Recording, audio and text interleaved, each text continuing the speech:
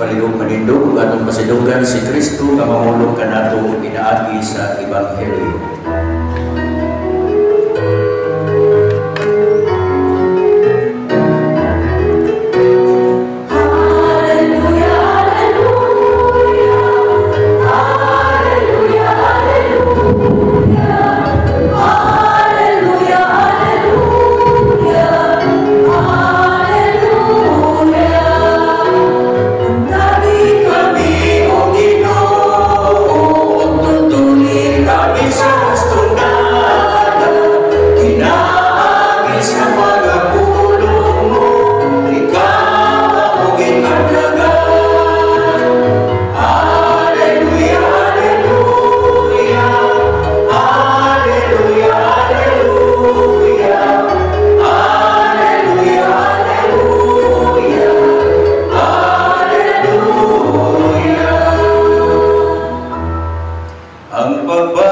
Sa Santos nga Ebanghelyo, sumala ni San Mateo.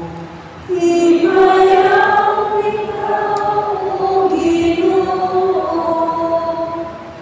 Si Jesus natawo sa lungsod sa Bethlehem, sa yuta sa Judea, sa panahon ni Haring Herodes.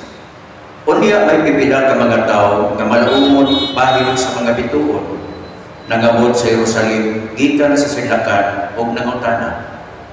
Halin man ang bata nga natawo nga mao'y mahimong hari sa mga Hudyo. Nakita namo ang iyang bituon sa pagsubang niini dito sa sidlakan o mianhi kami aron pagsimba kaniya. Sa pagkabalita ni Haring Herodes niini, wala siya mahimutang ingon man ang tibuok Jerusalem. Gitigom niya ang mga pangulong pari o ang mga magtutudlo sa balaod o ipangutana niya sila. Asa man natawo ang Mesiyas. Mitubag sila. Sa lungsod sa Bethlehem sa Judea, mao kini ang isulat sa propeta. Ikaw Bethlehem sa yuta sa Huda, dili kaiwit sa dakong mga lungsod sa Huda.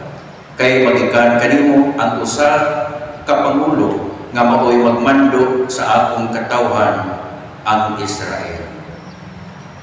Usa ipatawag ni Herodes ang mga bisita nga gikan sa sidlakan alang sa usa ka tigom nga tinago og iyang nasayran gikan kanila ang gustong nga mga takna o pagsubang sa bituon. Unya iya gipaadto sila dito sa Bethlehem og giingnan. Lakaw kamo og pangitaan ninyo ang bata. Ug kun makit-an na ninyo siya, pahimulo ako, armoato ako o musimba usab kaniya. Unya naglakaw sila. Samtang nagpanaw sila, nakita nila ang bituon, ang maugihapong bituon nga nakita nila dito sa sidlakan. O naguna kini kanila hangtod nga miabot o mihunong tungod gayon sa inamutangan sa bata. Nalipay sila pag-ayo sa pagkakita nila sa bituon. Unya, misulod sila sa balay, o ilang nakita ang bata uban sa iyang inahan nga si Maria. Nangluhod sila o misimba kaniya.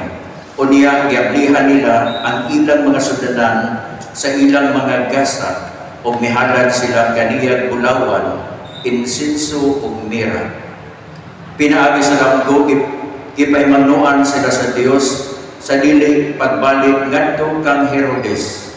Bosa na maulit sila agi sa laing agianan. Ang Ebanghelyo sa Ginoo. Nayon ikaw, O Kristo. Palihog ng lingkod. Mga kaigsuonan po diha ni Kristo, maayong hapon kanatong tanan. Diya na kita karon sa ikaapat nga adlaw sa atong kasaulogan o nobina pahinungod nato sa tuang patron nga si Senior Santo Niño. Mga kaigsuonan, diha sa mga pagbasa, tataw kaayo ang kaluwasan nga gihalad alang kanatong tanan. Ang kaluwasan dili lamang alang sa pipila ka mga tao. Ang kaluwasan alang kanatong tanan. Diya sa mga misteryo ni Kristo, iyang giluwas ang tibuok katawhan nga gisimbolo ni adtong tulo ka mga hari. Kitang tanan gitubos ni Kristo batok sa atong mga sala. Nining dakong paghigugma kanato ni Kristo mao ang tawag sa atong makanunayong pagsunod kadto kaniya. Ang mga dumuduong nga gikan ngadto sa sidlakan nakasaksi o nakasinati og kalipay sa dihang ilang hikapnagan ang batang Hesus.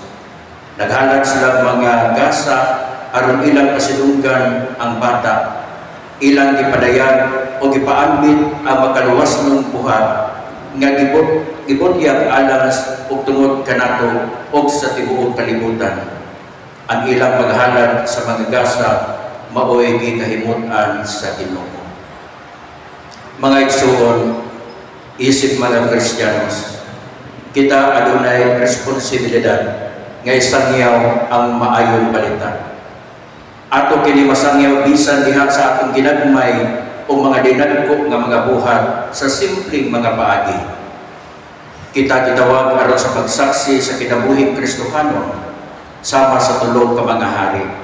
Kita usab makabaton sa dakong hagit sa pagsangyaw o pagsaksi sa maayong balita alang sa tanan.